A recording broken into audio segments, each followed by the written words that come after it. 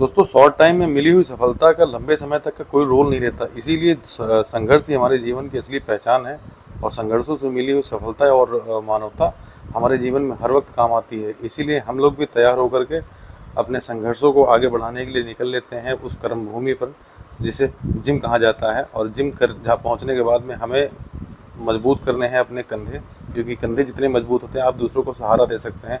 तो दोस्तों शुरुआत होती है शोल्डर ओवरहेड प्रेस से, शोल्डर साइड लेटर से, शोल्डर फ्रंट रेसेस से और रिवर्स डंबल से।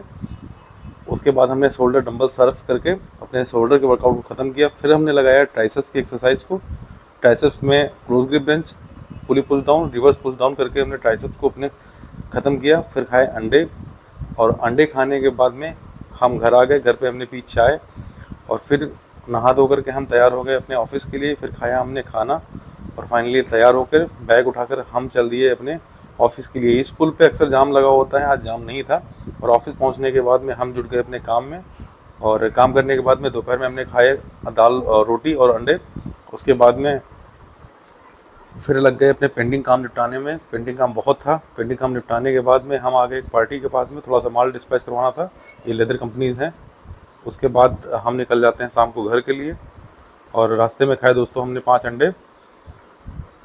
अंडे खाने के बाद में रास्ते में लिया संतोष भाई से दही, और दही लेकर के घर आ गए, जहाँ पे दाल चावल सब्जी रोटी दही खा करके हमने